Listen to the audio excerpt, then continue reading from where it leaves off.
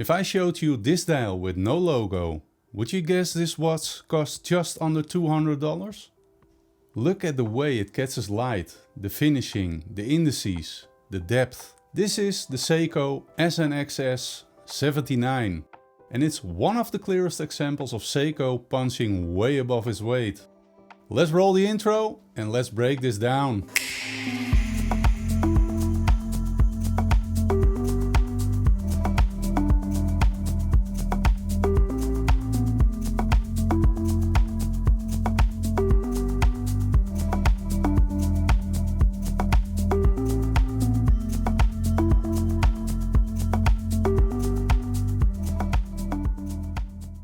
Here's the thing, Seiko discontinued this beautiful thing of a watch. How could you, Seiko? But luckily you can still find them new through dealers, often well under a $200. And that raises the real question for 2026. Where is the value at Seiko today? Is it still there or did it move up the price ladder? I'm not saying this is Grand Seiko, but the idea is similar. The dial does the talking. You've got applied indices, crisp polished edges and a sunburst effect that is actually very alive, not flat. And with this gorgeous smoke grey tone that changes in every light, the dial is beautiful. It looks different from every angle, and that's a big part of why people fall for it. This watch feels like Seiko spent the money well in the exact right place. The part you stare at all day long. Yeah, you guessed it, the dial. The SNXS79 was never sold as a special watch. It was meant to be attainable, a proper automatic that almost anyone could afford. And when a watch like this exists at this price, it completely messes with the value conversation. Now let's be honest, it's not perfect. The bracelet is light, very jingly, and yeah, I didn't bother keeping it on for long. The movement is basic, no hacking, no hand winding, so yes, you're doing the Seiko shuffle. Take it away! One more time! And the quality control? Yeah, as we all know with Seiko, it can be a bit of a lottery. But honestly, that can still happen with Seikos costing way more than this. And the good news, the bracelet is a totally fixable problem. There are great aftermarket options like for example the Long Island Jubilee bracelet that I fitted to mine for just $59.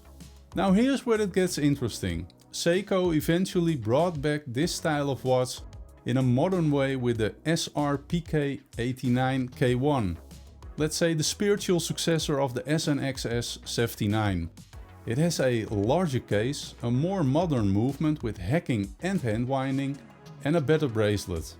But the price point changed as well. Retail now sits around the $400 mark depending on where you buy. So that's almost twice the price of the SNXS79. So the question becomes, did Seiko improve the watch or did Seiko reprice the idea? Because when you wear them, the experience isn't double. It's different with the latest version. Beefier case design, more specs and more polished in certain areas. But for me it lacks the charm of the SNXS79. So personally, the increase in price feels larger than the increase in the wow factor. And this is why I think the SNXS79 disappeared. A watch this good at this price no longer fits Seiko's current strategy. Over time Seiko has moved its lineup upmarket. Prices have gone up, collections have been repositioned and expectations around where each model sits have changed. In that context the SNXS79 becomes difficult to place. Not because it isn't successful, but because it delivers too much for where it sits in the current range. If a watch under $200 feels this complete, it makes the step to the next price tier harder to justify. So the successor had to move upmarket. And that's where the lineup has shifted and that's where the margins now are. And once that happens, a watch like the SNXS79 doesn't disappear because it failed. It disappears because it no longer fits the structure around it. Now hear me out. On paper this is a small watch, but in practice This doesn't wear that way at all. This little watch generally makes me feel like $1,000,000 when I'm wearing it. And that comes down to a very few specific things. First of all, of course the dial. But also the fully polished case and the overall shape, which is incredibly wearable, as we can expect from Seiko of course. The case measured just 37mm in diameter, it's 11.5mm thick with a lug-to-lug of 43mm and a not so practical lug width of 19mm. Those numbers might sound small, but on my 6.75 inch wrist it has plenty of presence, and that's largely thanks to the clarity, depth and openness of the dial. Everything sits nicely on the Seiko's hardlex crystal, which gives the dial a clean, unobstructed look. The blue Saturday and red Sunday on the date wheel is a very nice touch. That said, with just 30 meters of water resistance, this isn't a watch I take anywhere near a swimming pool. This is much more of a cocktail bar watch than a poolside watch. And honestly, that suits its character perfectly, for me at least. So, here's my take. The value can still exist at Seiko, but you have to hunt for it differently. In the past, a watch like this could be a no-brainer recommendation. Today? Well, today you need to be more selective because the Seiko ladder has shifted upwards.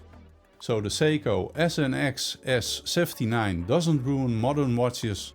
It simply reminds us that, well, what honest value looks like when a watch isn't designed around a high price point. So tell me, did Seiko make a mistake discontinuing the SNXS79, or was it inevitable? And where do you think the real value can be found in Seiko's current lineup? So if you know a Seiko that still punches way above its weight today, drop the reference in the comments. I really want to see what you would recommend.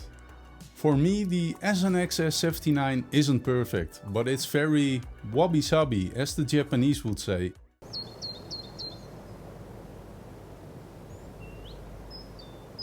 And that's exactly what makes it feel perfect to me, especially for the price. Now, if you enjoyed this kind of honest watch talk, liking the video and subscribing really helps the channel grow. You can click on that button right below the video. You know the one. Now enjoy your watches and I'll see you on the next one. Thank you for watching. Have a great evening.